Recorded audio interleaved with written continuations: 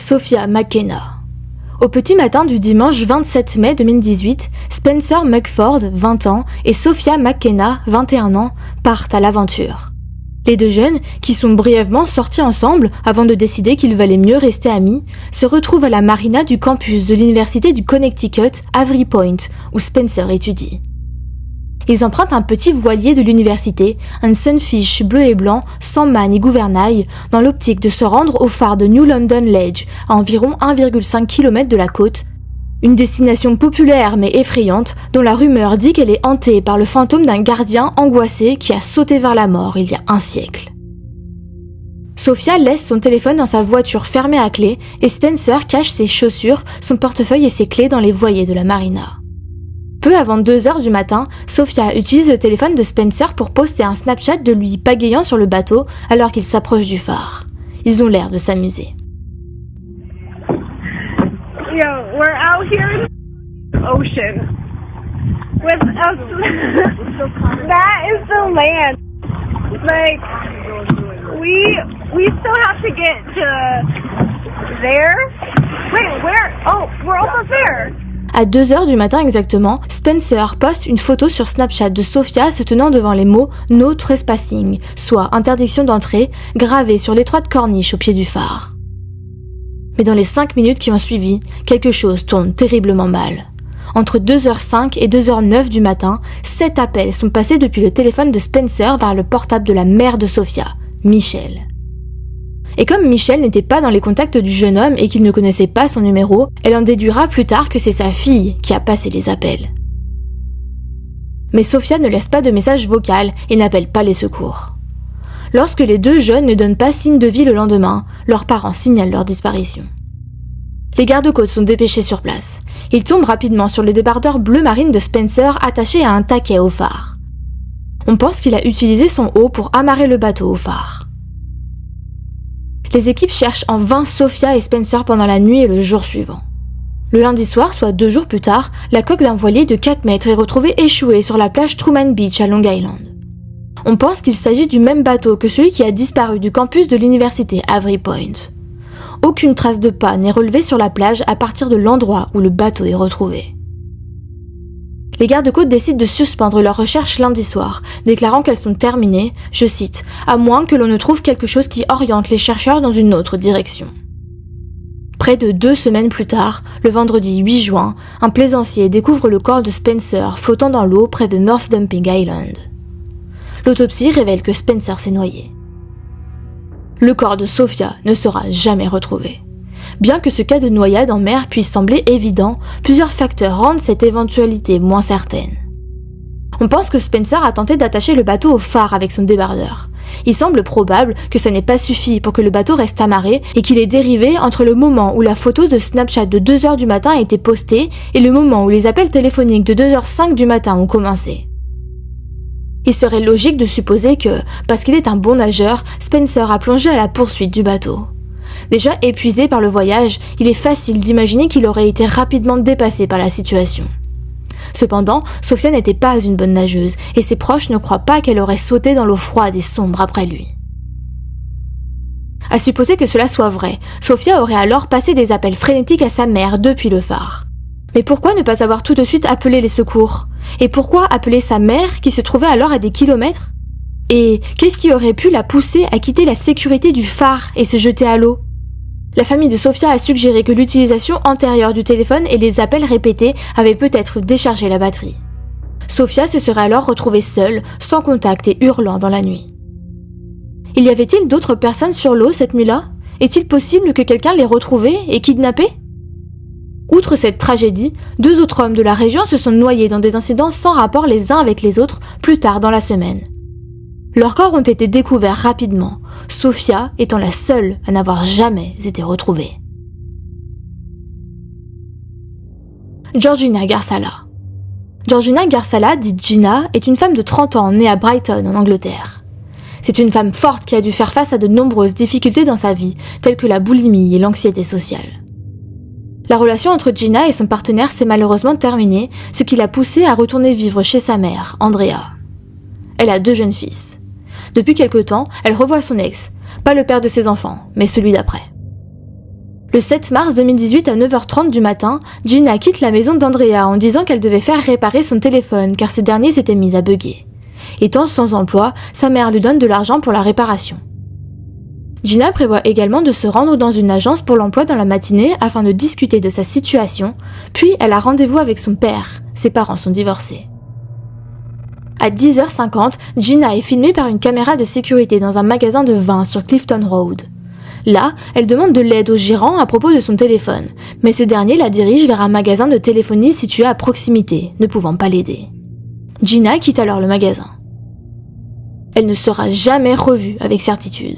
Son père s'est inquiété de ne pas la voir pour leur rendez-vous, mais sa mère n'a pas semblé trop affolée. En fait, depuis quelques années, Gina s'est mise à boire et à fumer du cannabis. Certaines personnes de son entourage la considèrent comme peu fiable.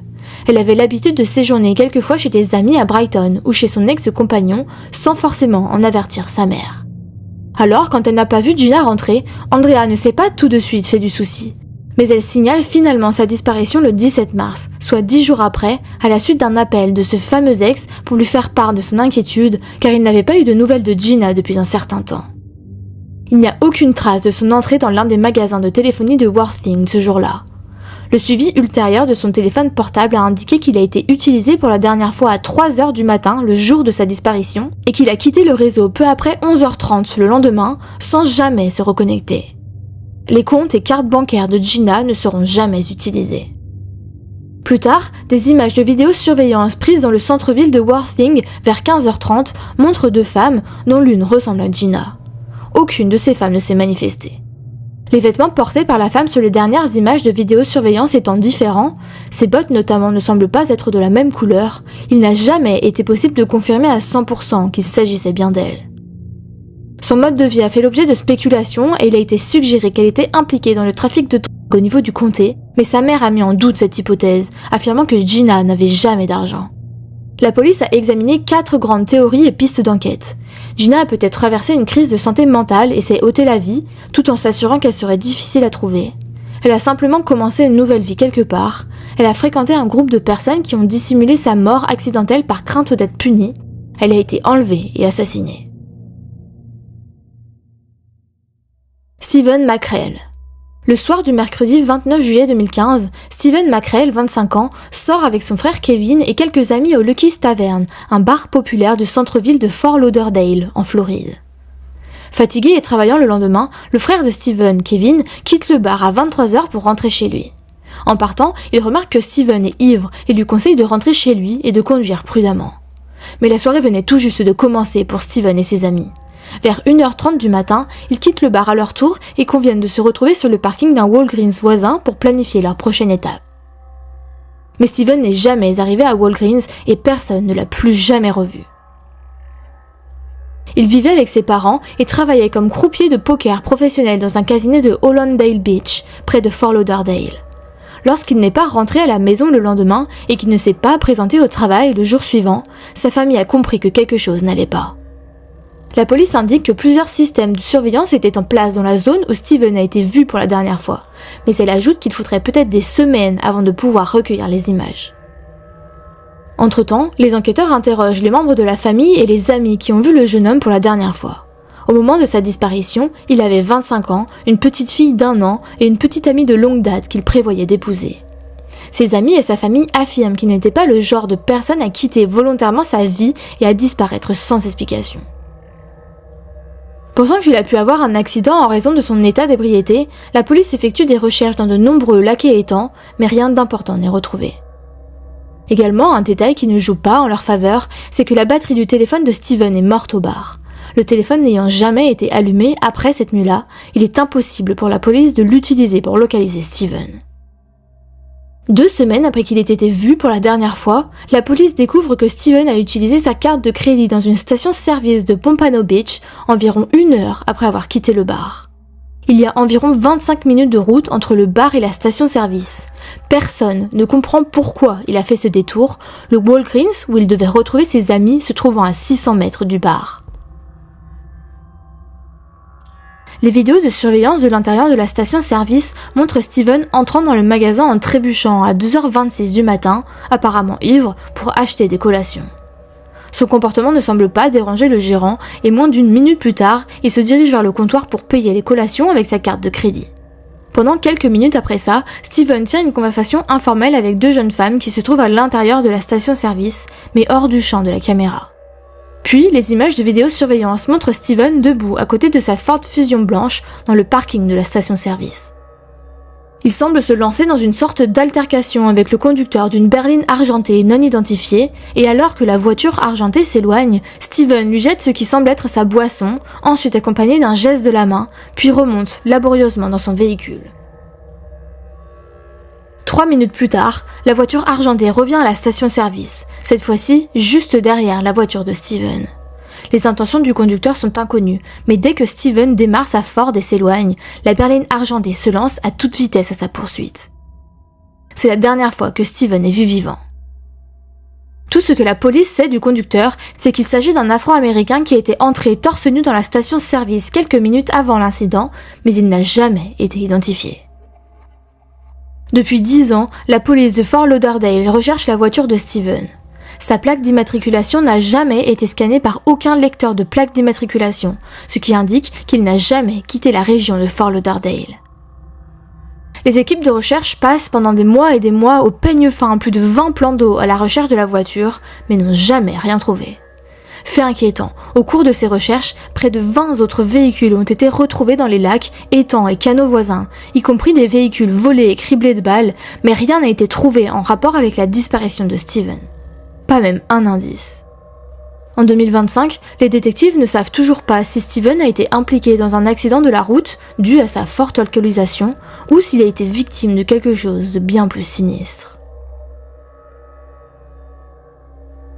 Trevor Deely.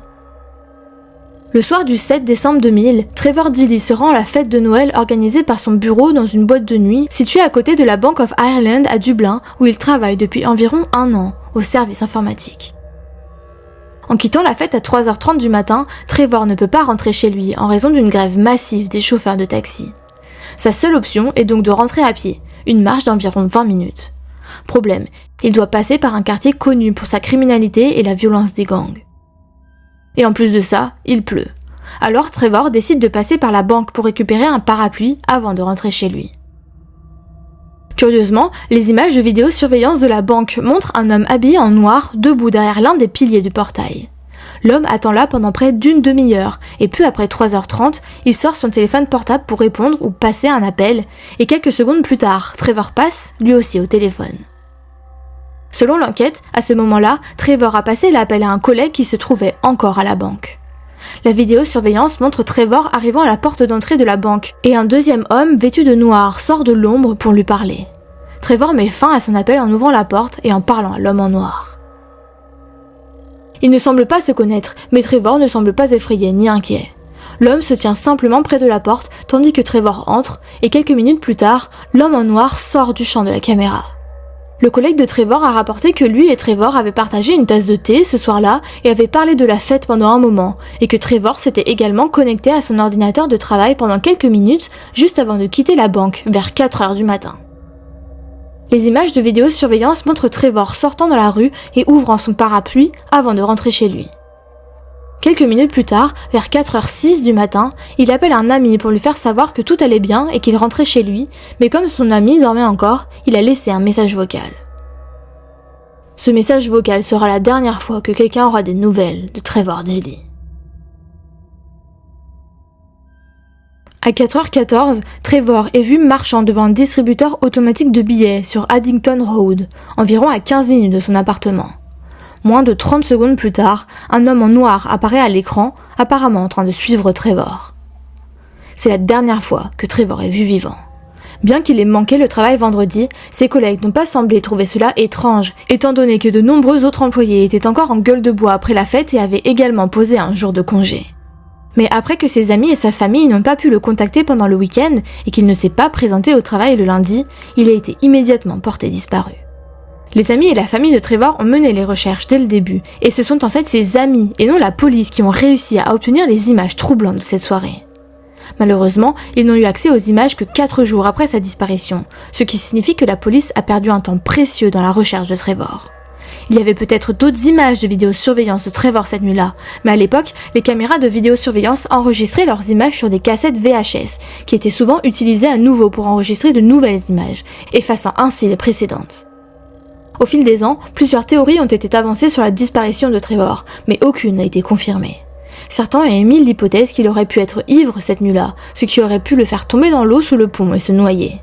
Mais la police irlandaise a fouillé tous les plans d'eau à proximité et n'a jamais retrouvé la moindre trace de Trevor. En 2017, la police reçoit un renseignement d'une personne anonyme qui prétend savoir ce qui est arrivé à Trevor. Selon cette source, l'homme qui a suivi Trevor cette nuit-là était un membre d'un gang qui a assassiné le jeune homme après qu'il ait refusé de l'aider à accéder au bâtiment de la banque. L'homme l'aurait enterré dans les bois à quelques kilomètres de l'endroit où Trevor a été vu pour la dernière fois. Pendant plusieurs semaines, 20 policiers et un chien de recherche ont inspecté le site, mais après 2 mois de fouilles, les recherches ont été interrompues. La plupart des gens, tout comme vous, j'en suis sûre, pensent que l'homme mystérieux habillé en noir a quelque chose à voir avec sa disparition, mais à ce jour, il reste inconnu. Enfin, pas tout à fait. En décembre 2023, l'enquête permet finalement d'identifier l'homme vu en train de marcher derrière Trevor sur Addington Road.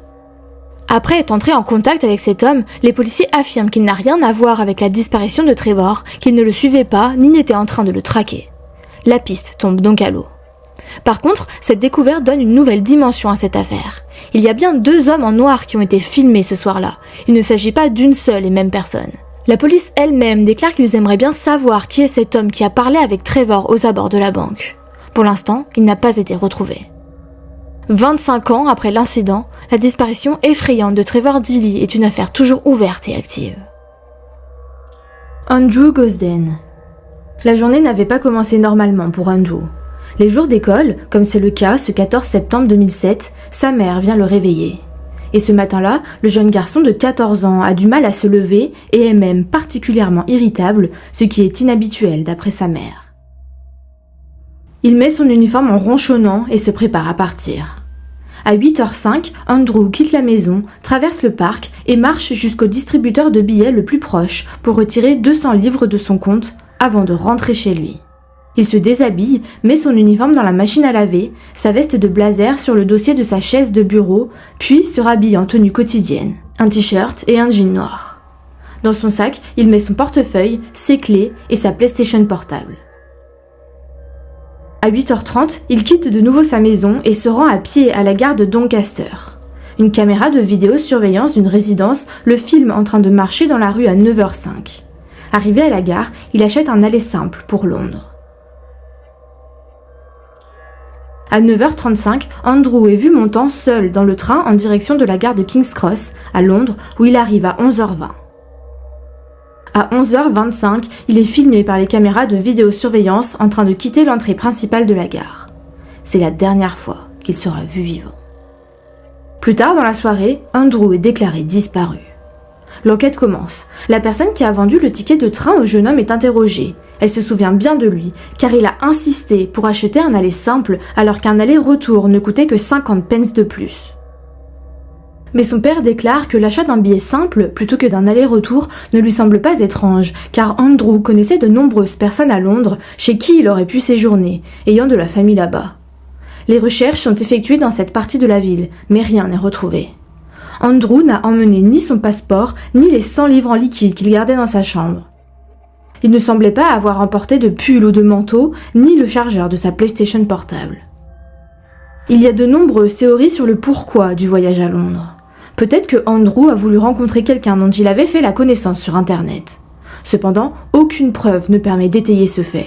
Andrew n'utilisait pas d'ordinateur à la maison et il n'avait pas d'adresse mail. Les ordinateurs de son école ont été vérifiés et les enquêteurs n'ont trouvé aucune trace d'une quelconque activité du jeune garçon. Peut-être a-t-il simplement décidé de visiter la ville tout seul ? Mais alors pourquoi un jour d'école, peu après la rentrée, alors qu'il avait jusqu'à ce jour 100% de taux de présence ? Apparemment, il était connu pour apprécier Londres et visiter les musées et les expositions.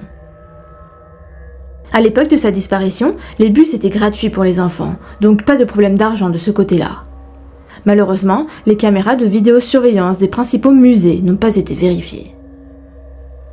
Sa famille s'est également renseignée sur les concerts auxquels il aurait pu se rendre à Londres, même si rien ne le prouve.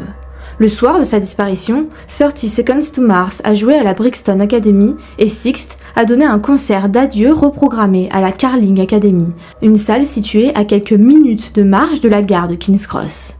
Il y a un canal à côté de cette salle, mais nous ne savons pas s'il n'a jamais été vérifié. La famille Gosden a critiqué la décision de la police de concentrer l'enquête sur la famille plutôt que de demander des images de vidéosurveillance au-delà de King's Cross au cours des premières étapes de l'enquête. Le père d'Andrew a affirmé que les images de vidéosurveillance des bus et de la station de métro adjacente n'ont pas été demandées par les autorités et que les signalements d'Andrew dans un Pizza Hut et à Covent Garden n'ont pas fait l'objet d'un suivi, alors qu'ils étaient selon lui prometteurs. La famille Gosden a déclaré qu'ils ont conservé la chambre d'Andrew telle qu'il l'a laissée et n'ont pas changé les serrures de la maison car ils savent que le jeune garçon avait pris ses clés avec lui. Le compte bancaire d'Andrew n'a pas été utilisé depuis qu'il a effectué le retrait dans la matinée du 14 septembre 2007. Les théories en ligne sont nombreuses quant à cette affaire. Selon certains, Andrew s'est enfui ou est parti à l'aventure. Apparemment, Andrew, très intelligent, s'ennuyait en classe et a modifié sa routine à plusieurs reprises dans les jours précédant sa disparition, dont une fois en rentrant de l'école à pied sur des kilomètres au lieu de prendre le bus. D'après certains, cela lui aurait donné un grand sentiment d'exploration et l'impression qu'il pouvait faire et aller n'importe où et que tout irait bien. Peut-être a-t-il fini par se perdre ou avoir besoin d'aide à Londres et a demandé de l'aide ou des conseils à la mauvaise personne, même s'il avait de la famille dans la ville, car après tout, il était censé être à l'école. Une autre théorie serait qu'il soit allé mourir à Londres. D'après son père, il aimait les sites touristiques de la ville et ce jour-là, il y avait beaucoup de grands événements musicaux. Sachant que, il a retiré 200 livres, plus qu'il n'en faut pour le billet, il était catégorique sur le fait qu'il n'avait pas besoin d'un billet retour. Il n'a pas pris de veste, ni son chargeur de PlayStation, ni d'affaires de rechange. Certains théorisent donc qu'il aurait pu aller à Londres, voir les choses qu'il aimait le plus, manger son plat préféré, assister à un concert, et finalement se jeter d'un pont au milieu de la nuit. Souvenez-vous, Andrew était anormalement irritable ce matin-là. Il s'ennuyait en classe. Peut-être était-il dépressif et personne ne s'en est rendu compte. Le 11 janvier 2022, la police du South Yorkshire déclare qu'ils ont arrêté 2 hommes soupçonnés d'enlèvement et de trafic d'êtres humains. Mais en septembre 2023, il est annoncé que les 2 hommes arrêtés ont été libérés sans inculpation et que la police est, je cite, convaincue que les 2 hommes arrêtés n'avaient joué aucun rôle dans la disparition d'Andrew. L'enquête sur la disparition d'Andrew est toujours ouverte, 17 ans après.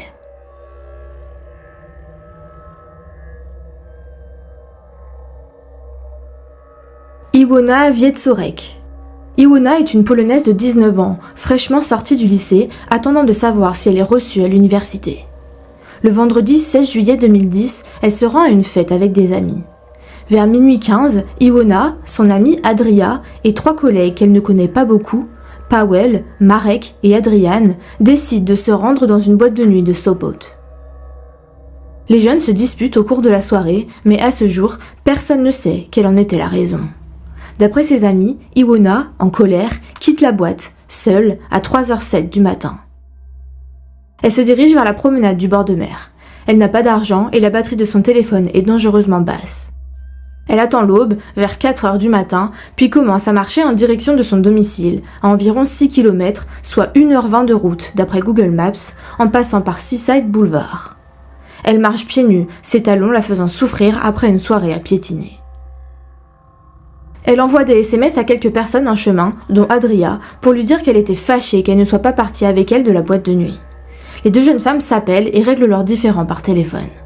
Quelques minutes après 4h du matin, Iwona appelle Adria pour la dernière fois, lui dit que la batterie de son téléphone est bientôt à plat, lui indique où elle se trouve et lui apprend qu'elle se dirige vers chez elle. Selon certaines théories, Iwona a préféré finalement se rendre chez son amie, qui habite à côté, et non chez elle, car elle était un peu ivre et qu'elle ne voulait probablement pas rencontrer sa mère comme ça, alors que les parents d'Adria étaient absents. À ce moment-là, Adria, elle, est presque arrivée chez elle et lui répond qu'elle lui laisse les clés à l'extérieur. À 4h12, Iwona est vue en train de marcher dans la rue proche de la plage de Yelitkowo. Elle ne semble ni pressée ni effrayée. Apparemment, il lui reste environ 2 km à parcourir. C'est la dernière fois qu'elle sera vue vivante. Iwona n'a jamais rejoint ni le domicile de son ami, ni le sien. Elle est déclarée disparue le 17 juillet 2010 vers 17h, sa mère croyant qu'elle se trouvait chez Adria et Adria pensant qu'elle était chez elle. Bien sûr, la police minimise l'affaire, pensant qu'Iwona est peut-être allée faire la fête ailleurs, ou se cacher chez des amis, ou s'est enfuie, etc. La véritable enquête commence 1 semaine après la disparition, ce qui est bien trop tard. Aucune de ces affaires ou de ces vêtements de ce jour-là n'ont jamais été retrouvés. Une centaine de personnes sont interrogées, mais rien d'important n'est découvert. Selon les enquêteurs, Iwona a très probablement traversé sans encombre le parc et le Seaside Boulevard et est arrivée dans le quartier où elle vivait. Là, quelqu'un aurait pu l'attendre, quelqu'un qu'elle connaissait, peut-être lui a-t-il demandé de lui parler, voire invité à monter dans sa voiture. En soi, sans aucune preuve, tout est envisageable. La zone située entre la plage et son domicile est en partie un parc avec des buissons taillés et des pelouses, etc., mais aussi une zone boisée avec des buissons épais, des étangs, des marécages et même des bunkers allemands de la Seconde Guerre mondiale. Il semblerait que la zone ait été fouillée de fond en comble, à la fois par les forces de l'ordre et par des personnes désireuses d'apporter leur aide. Rien n'est retrouvé. Une récompense d'1 million de zloty polonais, soit environ 250 000 €, est proposée par des hommes d'affaires de Gdańsk pour toute information permettant de retrouver Iwona. Et pourtant, personne n'est venu témoigner. Il y a plusieurs théories en ligne sur la disparition de la jeune femme. D'après certains, les hommes avec qui elle est allée en boîte, Powell, Marek et Adrian, étaient des consommateurs, voire des dealers de drogue. Alors beaucoup supposent qu'Iwona les a menacés de tout révéler à la police ou quelque chose du genre, ce qui expliquerait la dispute qu'ils ont eue pendant la soirée, et qu'elle a été tuée pour la faire taire. Mais ils ont été innocentés par la police. Des images de vidéosurveillance les montrent toujours en boîte après le départ d'Iwona, et d'après les données de leur téléphone et les témoignages des chauffeurs de taxi, ils ont ensuite pris un taxi pour se rendre à leur domicile respectif, l'un après l'autre. Adria, elle, a pris son propre taxi pour rentrer chez elle. Je suppose qu'il est possible qu'un ou plusieurs d'entre eux soient revenus en cachette et retrouver Iwona, les tuer et cacher son corps, mais cela semble peu probable. Également, certains ont affirmé qu'Iwona a été suivie ce matin-là par cet homme en chemise à carreaux, une serviette sur l'épaule, et qu'il lui aurait fait du mal, puis caché son corps. Il semblerait que l'homme repasse plus tard au même endroit vers 6h du matin, sans chemise cette fois, mais je n'ai pas trouvé d'image le prouvant. À ce jour, il n'a pas été identifié, ni ne s'est présenté au commissariat, mais les enquêteurs sont convaincus qu'il n'a rien à voir avec la disparition de la jeune femme. Quelque temps auparavant, elle est sortie avec un policier, Marcin, et elle a rompu avec lui. Il aurait été vu dans son quartier quelques fois avant sa disparition. Avait-il du mal à accepter la rupture et commis l'irréparable ? Il existe également une théorie selon laquelle ils ne sortaient pas ensemble, mais qu'elle était son informateur dans le domaine de la drogue. L'alibi et le témoignage de l'homme n'ont pas été divulgués. En 2017, un cabinet de détectives privés affirme avoir résolu l'énigme. D'après eux, en regardant les enregistrements des caméras de vidéosurveillance, ils ont remarqué que ce matin-là, un camion de la société d'entretien qui ramasse les sacs d'ordures dans les petites poubelles situées aux abords de la plage avait fait un détour par rapport à son itinéraire habituel. Au lieu de se rendre à leur base, ils se sont d'abord rendus dans la zone des collecteurs d'eau pluviale et y ont passé un temps indéterminé, mais pas très long, car ils étaient à l'heure dans leur programme de retour à la base. D'après les détectives, il y aurait eu une altercation entre Iwona et les travailleurs, en dehors de la zone de vidéosurveillance, et ils l'auraient blessée d'une manière ou d'une autre, peut-être involontairement, puis ils auraient décidé de se débarrasser d'elle dans les canaux d'évacuation des eaux pluviales. Ils l'auraient donc mise à l'arrière de leur camion. Les détectives ont posté un communiqué sur Facebook expliquant que pour eux, les parties les plus importantes du visage d'une femme sont visibles sur la photo, que la femme est couchée sur la joue gauche, à la bouche bâillonnée et des ecchymoses visibles sous l'œil. Je ne sais pas ce que vous en pensez, mais personnellement je suis dubitative. En tous les cas, il n'y a pas eu de mise à jour quant à cette information depuis. En juin 2024, la police affirme avoir reçu de nouvelles informations selon lesquelles le conducteur d'une Fiat blanche pourrait être lié à sa disparition. La police déclare que le véhicule en question circulait le 17 juillet 2010 à 5h07 à Gdańsk, le long de la rue Pomorska, près du parc Reagan. Nous n'avons pas encore reçu de mise à jour quant à cette piste. Jon Jonsson. Jon est un Islandais de 41 ans. Le 8 février 2019, il prend l'avion à destination de Dublin pour participer à un tournoi de poker pendant le week-end, puis a l'intention de passer le reste du temps en vacances avec sa fiancée. Arrivé en ville, Jon s'installe à l'hôtel Bonington à Whitehall, dans le nord de Dublin, là où se déroule le tournoi. Il joue toute la nuit et tout semble bien se passer. Selon un témoin oculaire présent au tournoi, il semble heureux et en bonne forme, mais il déclare que Jon a perdu 4 000 € ce soir-là. Il est également décrit comme ayant énormément bu, à tel point que les gens se souviennent avoir été surpris qu'il puisse encore tenir debout. Le lendemain matin, samedi 9 février, la fiancée de Jon, Jana, atterrit elle aussi à Dublin. Elle arrive à l'hôtel vers 10h et trouve Jon endormi dans leur chambre. Ils ont une brève conversation, puis Jana décide de descendre prendre un café au bar de l'hôtel. Pendant cette courte période, Jon quitte l'hôtel de manière soudaine et inattendue, à 11h05. On n'a jamais su pourquoi il avait décidé de partir, mais il laisse derrière lui son téléphone, son portefeuille et son passeport, n'emportant que sa carte d'accès à l'hôtel. À 11h07, Jon est filmé par les caméras de surveillance en train de passer devant un pub et une maison de retraite avant de sortir sur Swords Road en direction de Collins Avenue. Il est finalement filmé pour la dernière fois alors qu'il passe devant le centre de santé de Highfield. Après cela, Jon n'a jamais été revu.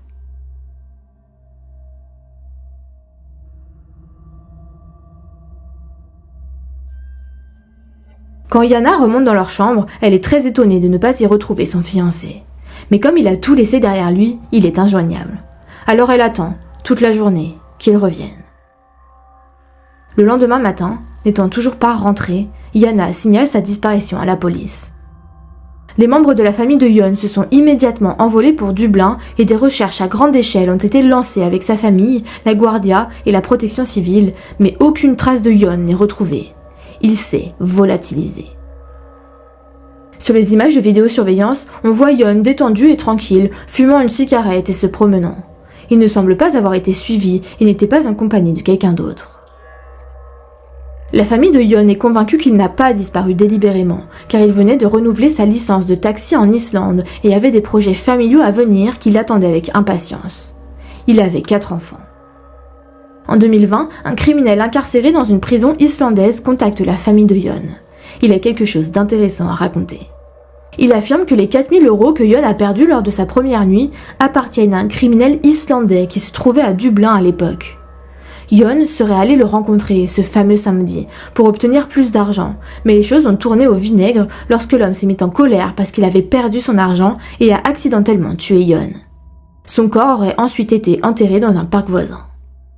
Également, fait troublant, à une date non divulguée après la disparition de Jon, la Guardia et un prêtre local ont reçu des lettres indiquant qu'il avait été tué après avoir perdu de l'argent et que ses restes pourraient être retrouvés enterrés dans un parc de Dublin. Ce serait intéressant de savoir à quel moment précisément la Guardia et le prêtre ont reçu ces lettres, et quelle était la notoriété de l'affaire à l'époque. La similitude entre l'histoire du criminel et les lettres, la corrobore-t-elle ou signifie-t-elle simplement qu'il a entendu parler des lettres ou qu'il a entendu les mêmes ragots que la personne qui a envoyé les lettres? Vous voyez ce que je veux dire? Quoi qu'il en soit, en 2024, la Guardia procède à des recherches approfondies dans le parc de Santry avec l'aide de chiens spécialisés dans la recherche de cadavres, mais ils ne découvrent absolument rien. Les recherches sont ensuite interrompues. Sa famille pense qu'il aurait pu avoir sur lui une importante somme d'argent liquide, bien que cela n'ait jamais été confirmé. Ils n'ont donné aucune explication sur le pourquoi ils pensaient qu'il avait beaucoup de cash sur lui. Mais c'est à ne rien y comprendre. S'il avait beaucoup d'argent liquide, il n'aurait pas eu besoin de rencontrer quelqu'un pour en emprunter davantage. S'il avait besoin d'emprunter de l'argent, je ne comprends pas pourquoi sa famille pense qu'il avait beaucoup d'argent sur lui. Jon a disparu un samedi vers midi, dans un quartier de banlieue classique avec des piétons et beaucoup de circulation. On peut donc supposer que de nombreuses personnes l'aient vu passer, mais aucun témoin oculaire n'a déclaré avoir aperçu l'homme après Swords Road.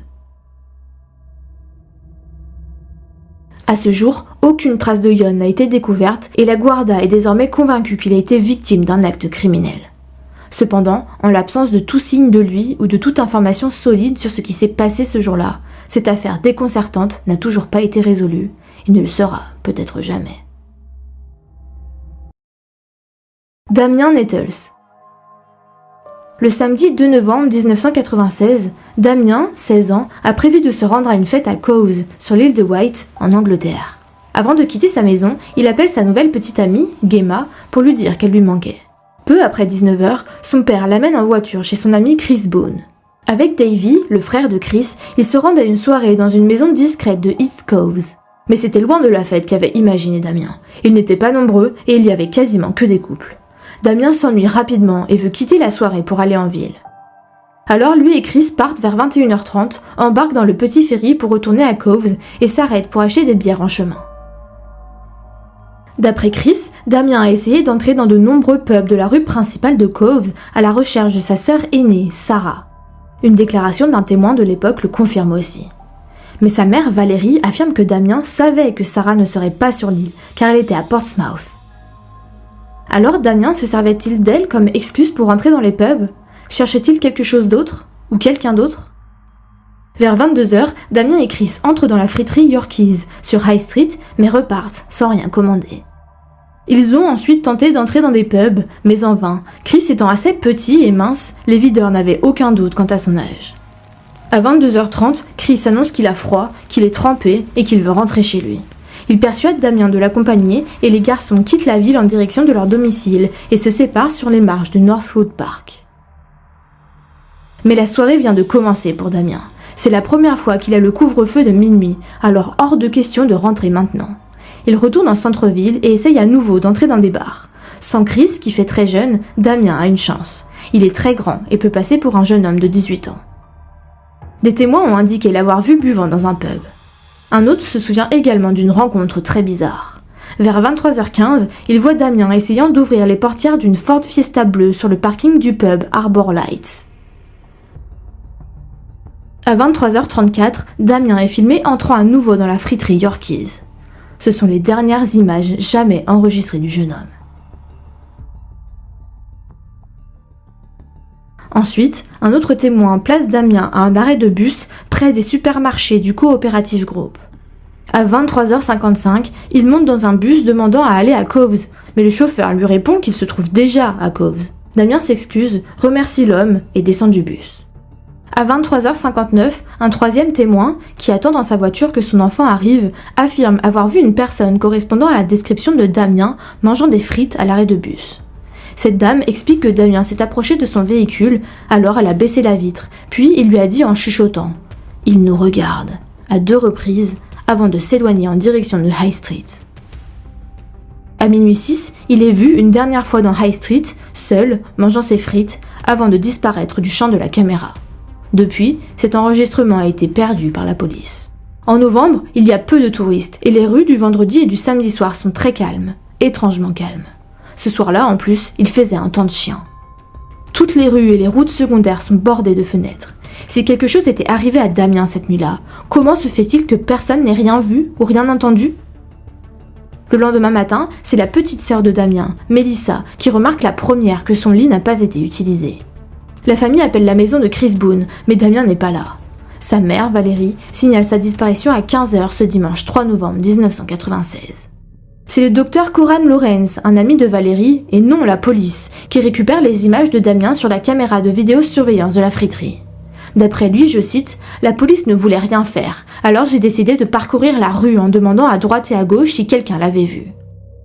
L'homme de la friterie m'a dit qu'il y avait une petite caméra au-dessus de la porte et que je pouvais y jeter un coup d'œil. » D'après l'enregistrement, la conversation entre Damien et les 5 hommes aussi présents dans la friterie semble amicale, alors la police les écarte rapidement de l'enquête, omettant de les identifier et de les interroger. Ce n'est que des années plus tard que ce sera fait, et seulement après qu'un examen interne ait mis en évidence le fait que ça n'avait pas été effectué. Pour la police, Damien, ivre, est malencontreusement tombé à l'eau et s'est noyé. Fin de l'histoire. Edward, le père de Damien, s'adresse au capitaine du port. Ce dernier sort les cartes, calcule les mouvements de marée, les marées fixes et les taux de marée, ainsi que les possibilités au cas où il aurait glissé dans l'eau. Le courant autour de l'île, le Solent, est compliqué, mais il est aussi bien cartographié. D'après le capitaine, je cite, « Je suis certain que s'il était tombé à l'eau cette nuit-là, il aurait été ramené sur la terre ferme. Lorsque l'eau est froide, il faut un peu plus de temps pour que le corps revienne à la surface.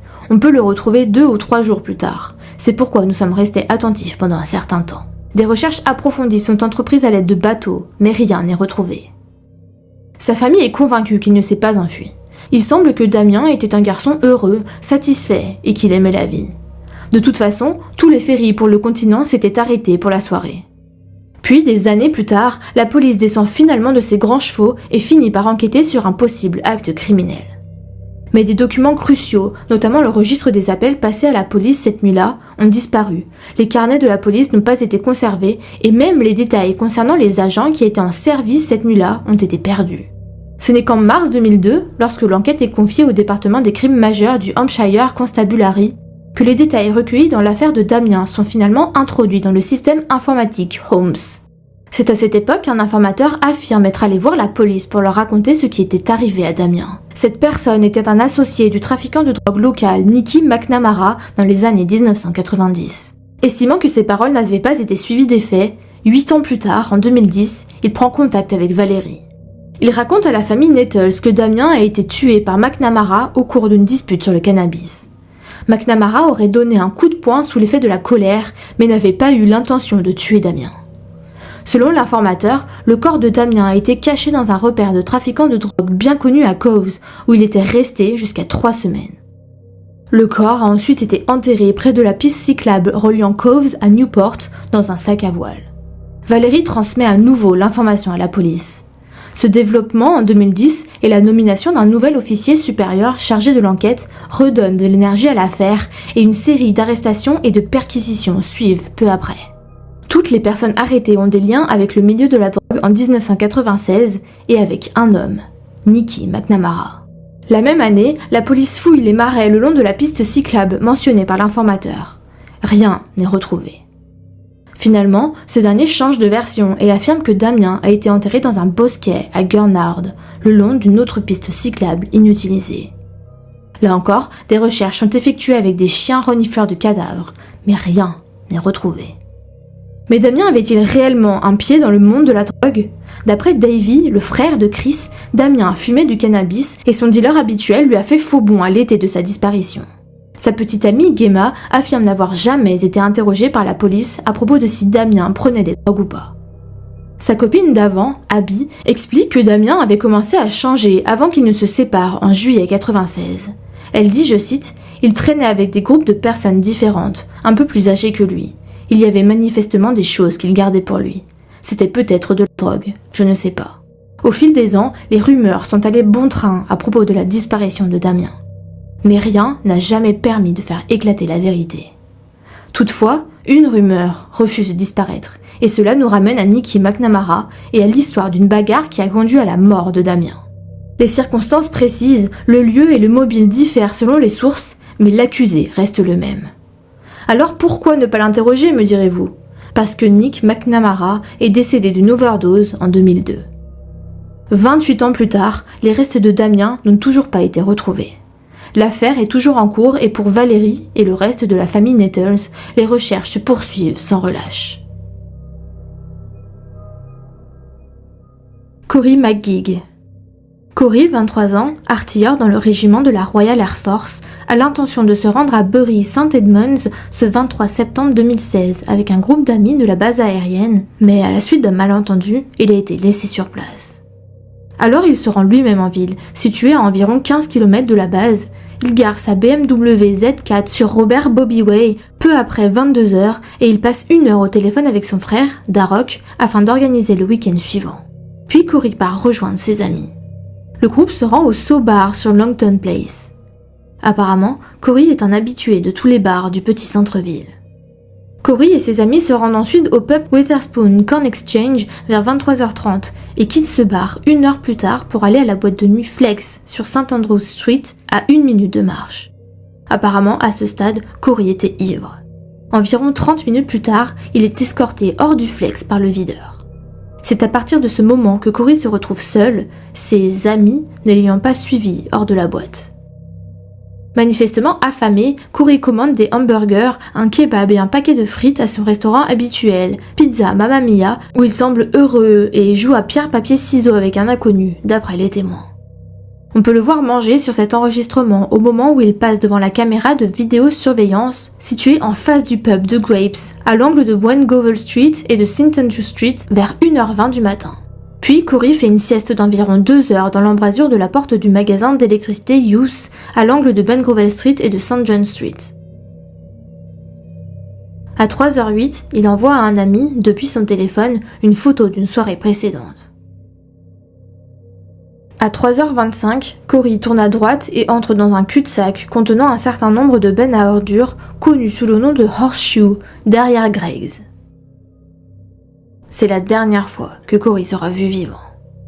La Royal Air Force signale la disparition de Corey à la police le lundi 26 septembre, lorsqu'il ne s'est pas présenté à la parade à 11h30. L'une des premières théories était que Corey avait peut-être tenté de rentrer à pied à la base et qu'il a été renversé par une voiture et qu'il soit mort dans un fossé quelque part en chemin. À ce titre, une partie de l'A14 près de Bury St. Edmunds est fermée pendant que la police effectue des recherches sur le bord de la route, mais rien n'est retrouvé. L'implication d'un tiers est rapidement écartée par la police, car d'après les enregistrements de vidéosurveillance, Corey n'est jamais ressorti du cul-de-sac. La zone est fermée par des bâtiments et les toits sont fouillés et analysés par la police. Apparemment, il a été prouvé qu'un individu ne peut pas quitter la zone à pied sans être filmé. Son téléphone portable est localisé le long d'un itinéraire entre Bury St. Edmunds et une décharge près de Barton Mills, le long du corridor de la route A1101. La police hésite en premier lieu à rechercher les restes de Corey sur le site, car ils estiment que le poids d'un camion était d'environ de 35 kg, donc impossible que Corey soit dedans. Les données téléphoniques indiquent que ce trajet a duré 28 minutes, ce qui signifie qu'il n'a pas pu être transporté par une personne marchant à pied. Le téléphone portable était soit éteint à 8 heures, soit à court de batterie, soit endommagé, et il n'a jamais été retrouvé. En mars 2017, cependant, la police découvre que le poids du camion était nettement plus élevé. Plus de 100 kg, donc que Corey a sûrement été transporté dans une des bennes à ordures. La mère de Corey, Nicola, n'est pas convaincue puisqu'elle affirme avoir vu de nouvelles données indiquant que les charges des bennes à ordures étaient souvent supérieures à 100 kg, donc que cela ne prouvait rien de manière irréfutable. Mais d'après la police, le scénario le plus probable est que Corey, ivre, se soit malheureusement installé dans la poubelle qui a été vidée dans le camion Biffa et qu'il a donc fini dans le processus de traitement des déchets.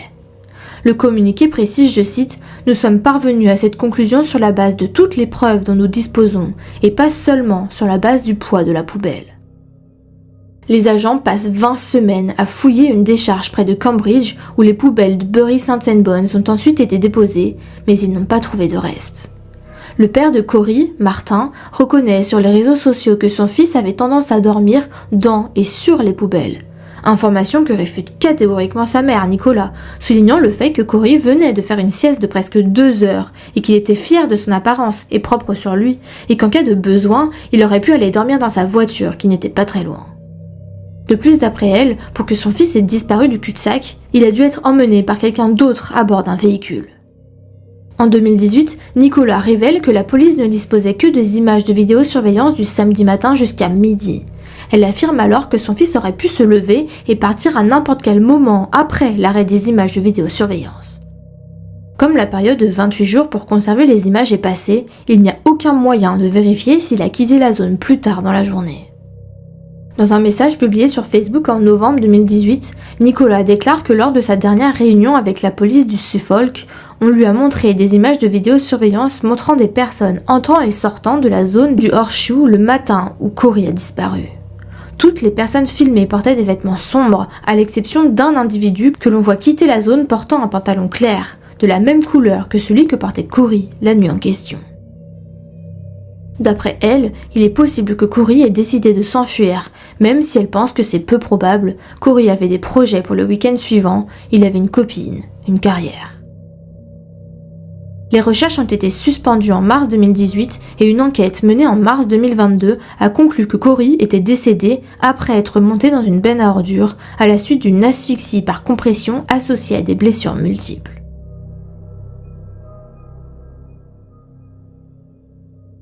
Tapiwa Matui.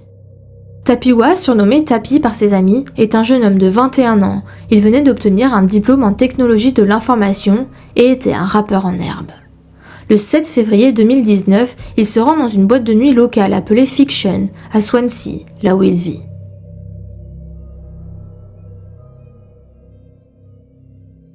À 4h40, Tappy est vu sur une caméra de surveillance entrer dans un McDonald's voisin avec au moins un ami en t-shirt bleu.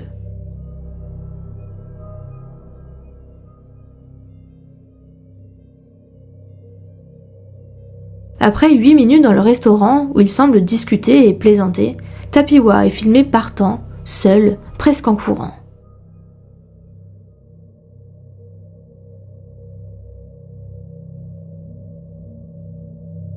La vidéosurveillance enregistre ensuite Tappy retournant à son logement étudiant et moins d'1 minute plus tard, il repart et reprend la même direction qu'à son arrivée.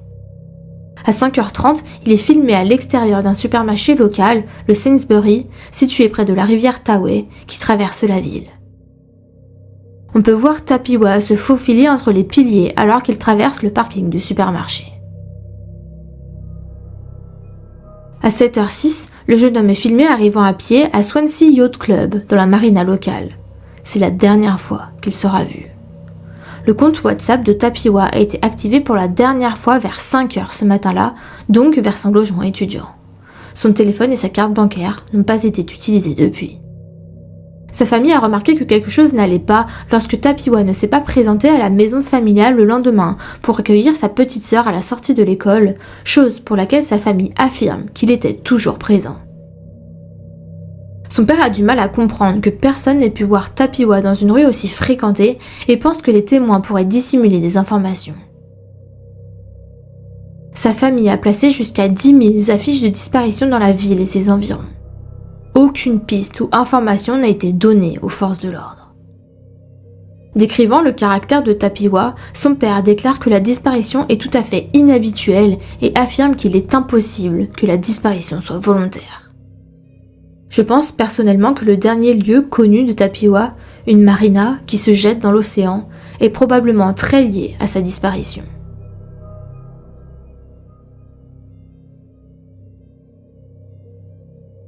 Chiara Henry. Chiara est une jeune femme extravertie, spontanée et aventureuse qui adore voyager. Originaire de San Diego, elle part en voyage à Maui, dans l'archipel d'Hawaï, le 18 juillet 2019 et s'installe à l'hôtel Aston Maui Hill. Ce sont les dernières images jamais filmées de Chiara. Au cours des 2 jours suivants, elle participe à des excursions en groupe et se rend en bus au parc Wainapanapa et à Wailele Farms. Le 21 juillet à 14h, elle se rend au comptoir Hertz à l'aéroport de Kahului, situé à 30 minutes en voiture de son hôtel, dans le but de louer une voiture pour 2 jours, car Chiara a tellement apprécié le parc qu'elle voulait y retourner. À partir de cette journée-là, les appels sur le téléphone portable de Chiara tombent directement sur la messagerie vocale. Il n'y aura plus aucune activité sur son téléphone depuis le 21 juillet, ni aucune activité bancaire ou de carte de crédit. Le 25 juillet, le véhicule de location de Chiara est signalé par les responsables du parc. À l'intérieur du véhicule se trouvent ses bagages, sa carte de crédit et ses papiers d'identité. Son téléphone portable, son petit sac à dos et la clé de voiture ne se trouvaient pas dans le véhicule et n'ont jamais été retrouvés. Le lendemain, 26 juillet, la société de location récupère la voiture et c'est l'un de ses employés qui a contacté la sœur de Chiara pour l'informer de sa disparition, de sorte qu'immédiatement après cet appel, elle signale l'incident à la police. Les agents ont pu constater, d'après le kilométrage de la voiture, qu'elle avait été conduite directement de l'agence de location au parc. La police et plusieurs bénévoles fouillent le parc, mais aucun indice n'est retrouvé. La famille de Chiara offre une récompense de $10 000, ensuite portée à $15 000 pour toute information, mais cela ne donne rien non plus. Le 29 juillet, Chiara devait prendre l'avion pour San Diego, mais vous vous en doutez, elle n'est jamais rentrée chez elle. La famille Henry ne croit pas que la jeune femme soit partie de son plein gré car elle était proche d'eux. Depuis sa disparition, la famille a fait plusieurs voyages pour rechercher Chiara à Maui. En 2023, une personne qui se trouvait à Hawaï a affirmé avoir vu la jeune fille sur l'île, mais après vérification de son identité par les forces de l'ordre, cela s'est avéré être une fausse piste. À ce jour, sa disparition reste un mystère, mais il est légitime de penser qu'elle se soit perdue dans le parc ou blessée et que son corps n'a jamais été retrouvé, la végétation y étant très dense. Brandy Wells. Brandy, une jeune Texane de 23 ans, a envie de faire la fête. Elle reprend bientôt ses études à l'université et a envie de profiter de ses derniers moments de liberté. Le mercredi 2 août 2006, elle se présente à l'improviste au domicile de ses parents à Tyler, Texas. Sa mère Hélène est surprise mais ravie de la voir. La sœur de Brandy, Georgia, est dans sa chambre et Brandy lui demande si elle a envie de sortir avec elle ce soir-là. Mais Georgia refuse. Tant pis, Brandy ira seule. Mais la jeune femme est à court d'argent et d'essence et demande à ses parents s'ils peuvent soit lui donner du cash, soit lui prêter une voiture. Malheureusement, aucun d'eux n'a de liquide ou de voiture à lui prêter. Avant de partir, Brandy dit à sa mère qu'elle sort rejoindre des amis et cette dernière ne lui pose pas plus de questions. Elle s'est dit que sa fille se rendait au club Electric Cowboy à Tyler et que les amis qu'elle prévoit de rencontrer sont probablement des gens du lycée qu'elle n'a pas vus depuis longtemps. Il semble que Brandy, après avoir quitté le domicile de ses parents, se soit dirigée vers le 11th Frame Club, un bar du bowling local. L'heure à laquelle Brandy est arrivée et la durée de sa visite ne sont signalées nulle part, mais d'après l'enquête, elle aurait pu quitter le bowling à n'importe quel moment entre 20h30 et 21h30. Brandy commande un verre sur la note de sa mère, ce qui signifie qu'elle ne le payera pas elle-même. Puis elle se met à discuter avec le barman et lui apprend qu'elle se rend à la boîte de nuit Graham Central Station qui se trouve à 45 minutes de là, à Longview. Le barman est inquiet, mais Brandy insiste sur le fait qu'elle peut se débrouiller seule. Elle appelle sa marraine pour lui proposer de sortir avec elle ce soir-là, mais elle aussi refuse. Cela soulève donc la question suivante. Si Brandy cherche quelqu'un avec qui sortir, pourquoi ne pas avoir contacté ses amis d'enfance ? Et cela prouve-t-il que finalement, Brandy ne rejoignait personne là-bas ? Puis Brandy prend la route. En voiture, elle passe 2 appels au club et on dit qu'elle leur demandait son chemin, ce qui indique qu'elle n'était pas sûre de l'endroit où elle allait et qu'elle s'était trompée de direction et s'était perdue. Personne ne sait avec certitude quelle quantité d'essence avait Brandy et comment le fait de s'être perdue pourrait avoir un impact sur sa capacité à se rendre au club ou à retourner chez ses parents à Tyler ensuite. À 22h30, Brandy est filmée par les caméras de vidéosurveillance entrant seule dans le club.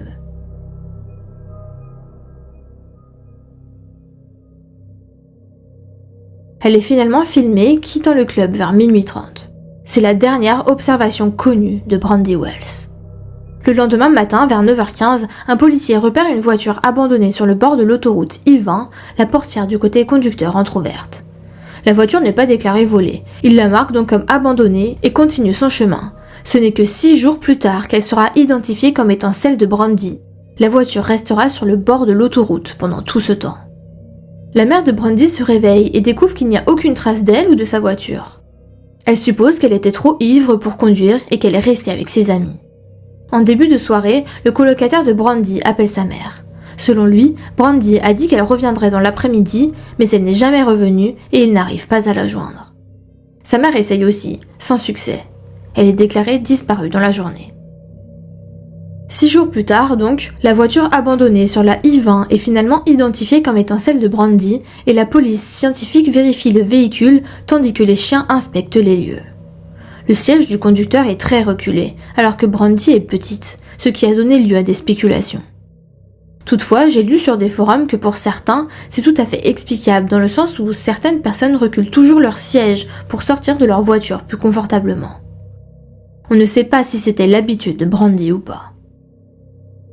Sur la banquette arrière de la voiture se trouve le sac à main de la jeune femme, avec son portefeuille et ses papiers d'identité, une serviette en papier sur laquelle sont inscrits le nom et le numéro d'un homme, ainsi qu'un téléphone portable. Ses clés ne sont pas retrouvées. Dans le coffre, il y a un bidon d'essence. La famille de Brandy dit qu'il ne lui appartient pas. On ne sait pas si Brandy était ou non en panne d'essence lorsque la voiture a été abandonnée. Quand ils l'ont fouillée, les policiers ont ajouté de l'essence au réservoir car elle n'arrêtait pas de caler. Après le remarquage, on a découvert que la clé qu'ils essayaient d'utiliser déclenchait le dispositif anti-vol, ce qui explique qu'elle est calée à de nombreuses reprises. Il n'est pas précisé si le niveau de réservoir avait été mesuré avant l'ajout d'essence.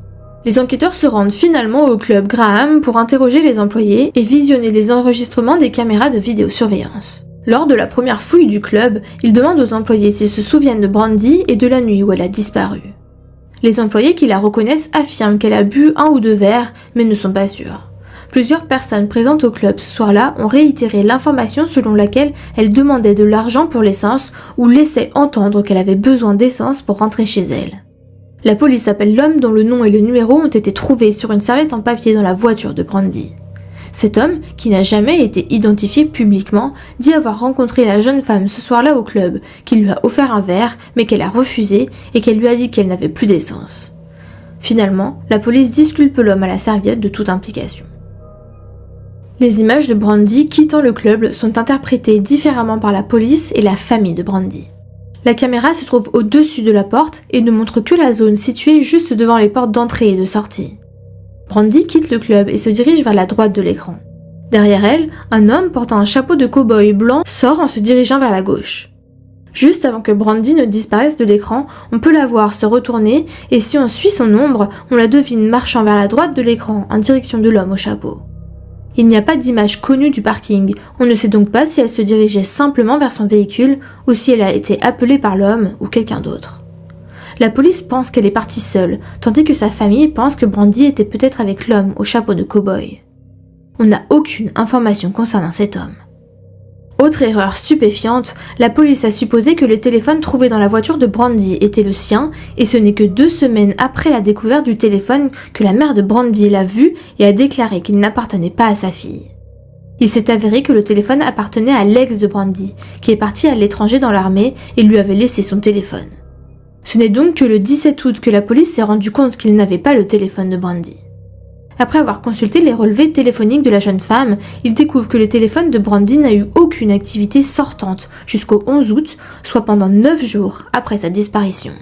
À partir de ce jour, le 11 août, des appels brefs et fréquents ont commencé à être passés, ce qui correspond à l'activité d'une personne impliquée dans un trafic de drogue. Le FBI localise les personnes qui ont passé ces appels. Il s'agit d'un homme et sa nièce et ils ont déclaré qu'un 3e homme le leur avait donné, sans préciser à quelle date. Bien qu'il n'ait jamais été identifié publiquement, cet homme était déjà connu de la police. Il est retrouvé puis interrogé et affirme qu'il se promenait dans le quartier sud de Longview lorsqu'il a trouvé le téléphone en train de sonner sur le sol, mais nous ne savons pas à quelle date. La police pense que cet homme en sait plus sur le téléphone qu'il veut bien le dire, mais ne le soupçonne pas d'être impliqué dans la disparition, ce qui est curieux car si sa version est vraie, cela veut dire que soit le téléphone de Brandy est resté 9 jours sur le bord de la route, dans un quartier malfamé, sans être rechargé ni protégé, ou bien qu'il l'a retrouvé assez tôt et qu'il n'a jamais répondu aux appels de personnes s'inquiétant de la disparition de la jeune femme, alors qu'il aurait pu décrocher et leur dire qu'il avait trouvé le téléphone par terre, ce qu'une personne innocente aurait fait selon moi. L'endroit où il dit avoir trouvé le téléphone se trouve à 4 pâtés de maison de l'endroit où la voiture de Brandy a été retrouvée. La famille de Brandy est convaincue qu'elle a été enlevée au club et qu'elle n'était pas dans sa voiture lorsqu'elle a été abandonnée sur l'I-20. Ils pensent qu'elle a été victime de trafic sexuel et qu'elle est encore en vie quelque part. En raison de l'absence de caméras et de témoins, on ne sait même pas si Brandy est parvenue jusqu'à sa voiture sur le parking cette nuit-là. En ligne, il y a 3 grandes théories sur cette affaire. Un enlèvement par quelqu'un qu'elle connaît, comme par exemple une personne qu'elle a rencontrée en boîte ce soir-là. Un enlèvement fortuit par un étranger qui s'est arrêté derrière elle sur l'autoroute pour l'aider et qui a sauté sur l'occasion. Ou un enlèvement dans l'intention de faire un trafic. À ce jour, depuis 2006, rien n'a été découvert concernant la disparition de Brandy. Alan Bryant Jr. Alan, un Écossais de 23 ans, quitte son domicile d'Etnam Drive peu après 20h le samedi 2 novembre 2013 et se rend à pied avec des amis à une fête de fiançailles au Leslie Golf Club. Alan arrive à la fête vers 21h, puis s'en va vers minuit lorsqu'il prend un minibus avec un groupe de la fête pour rejoindre la boîte de nuit Styx. Alan est filmé par les caméras de vidéosurveillance à 2h02, quittant la boîte, manifestement ivre.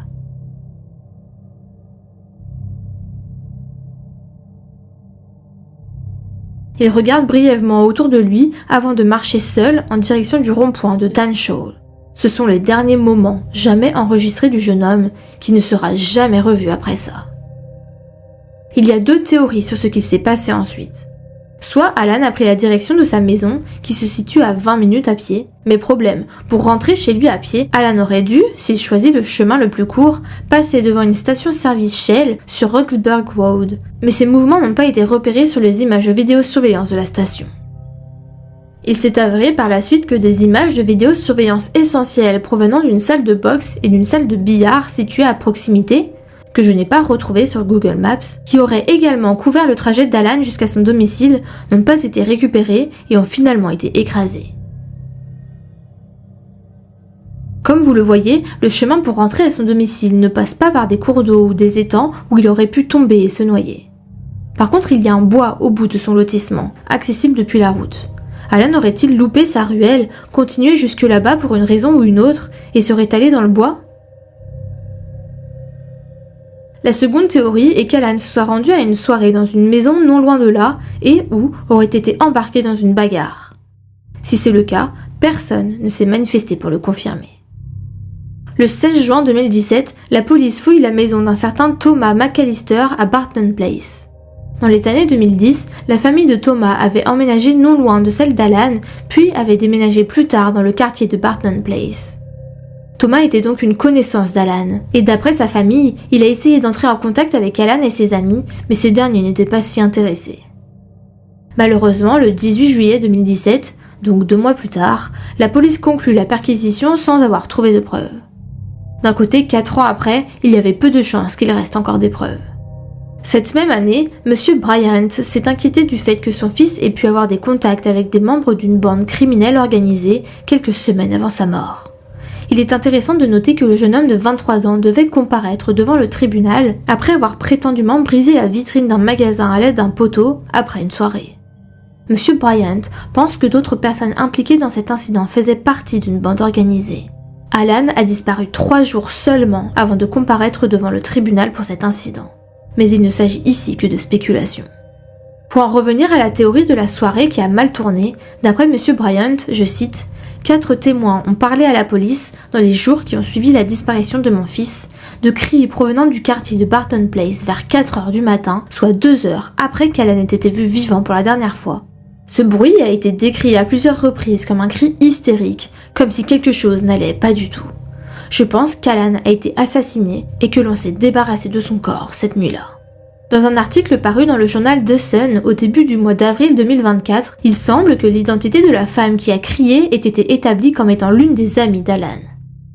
La famille Bryant pense qu'elle sait ce qui s'est passé, mais ne veut pas le dire, car sa famille à elle serait impliquée dans la disparition du jeune homme. Monsieur Bryant affirme également à propos de la supposée femme qui a crié, je cite, « Elle ne sort plus maintenant, elle boit constamment et les personnes que nous croyons responsables vivaient au bout de notre rue et ne nous regardaient pas dans les yeux quand nous allions faire nos courses. » Selon Monsieur Bryant, les amis d'Alan savent exactement ce qui lui est arrivé, mais ils pensent qu'ils se protègent les uns les autres ou à cause d'un climat de peur et de représailles. De plus, M. Bryant déclare qu'habituellement, après une soirée ou une fête, les amis d'Alan postent des photos de la soirée sur les réseaux sociaux, à l'époque principalement sur Facebook, mais qu'à cette occasion, ce fameux soir, il n'a eu aucune activité de ce type.